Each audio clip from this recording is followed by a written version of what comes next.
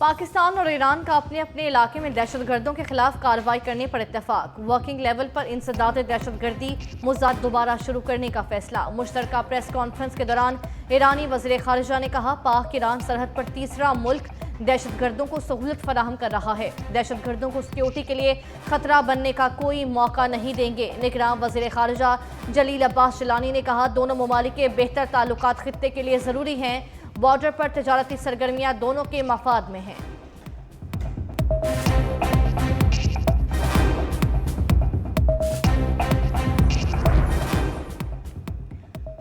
Adiala jail में cipher case की समाअत। साबिक सेक्रेटरी खारजा आजम खान से जिराह के दौरान शाह महमूद कुरैशी और बानी पीटीआई गुस्से में आ गए। शोर शराबे के बाद जज ने कार्रवाई कुछ देर के लिए मौखिर कर दी। तोशा खाना रेफरेंस की समाअत भी आज अडियाला जेल में होगी। सनम जावेद एक मुकदमे से रिहा, दूसरे में गिरफ्तार। इंसदाद दहशतगर्दी अदालत ने नून लीगी दफ्तर पर हमले के मुकदमे में जमानत मंजूर की।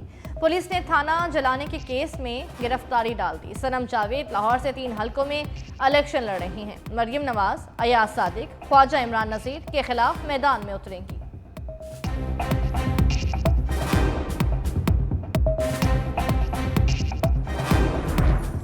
मच्छर कॉलोनी सहराब गोट मंगू पीर में हमारे कारकुनों को शहीद किया गया। हमारी जानिब से एक भी गोली नहीं चली। मुस्तफ़ा कमाल का डॉक्टर आसिम के खिलाफ मुकदमा दर्ज करने का मुतालिबा। कहा, पीपल्स पार्टी सिंध पर कब्जा कर चुकी, हम कराची की आखिरी दिफाई लाइन हैं, पीछे नहीं हट सकते।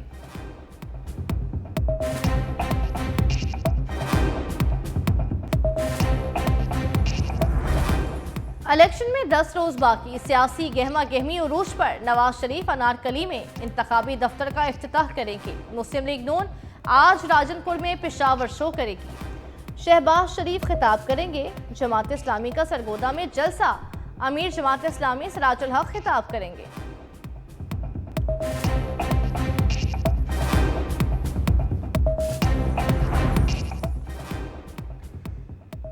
अगर आप ये समझ रहे हैं कि तनकीद रोककर मेरा या सुप्रीम कोर्ट का फायदा कर रहे हैं तो आप मेरा नुकसान कर रहे हैं। हम कब तक माजी की गलतियों को दोहराते रहेंगे। सुप्रीम कोर्ट का सहाफ़ियों के खिलाफ नोटिस फौरी वापस लेने का हुक्म। चीफ जस्टिस ने कहा, यहाँ मिट्टी पाँव निज़ाम चल रहा है, जब तक किसी को काबिले एहतसाब नहीं ठहराएंगे ऐसा होता रहेगा। अटॉर्नी जनरल को सुप्रीम कोर्ट पर तनकीद बारे कोई मुकदमा दर्ज न करने की हिदायत। समाअत कल तक मुलतवी। फौजी अदालतों के केस की समाअत करने वाला बेंच टूट गया। जस्टिस सरदार तारिक मसूद ने खुद को बेंच से अलग कर लिया। नए बेंच की तश्कील के लिए मामला जजेस कमेटी को भिजवा दिया।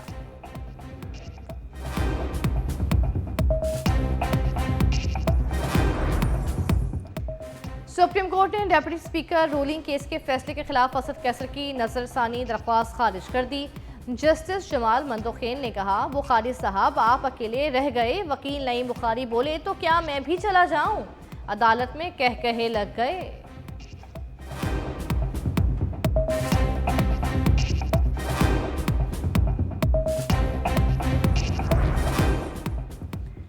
और महंगाई के सताए शहरियों के लिए एक और बुरी खबर। 1 फरवरी से पेट्रोलियम मसनूआत महंगी होने का इम्कान।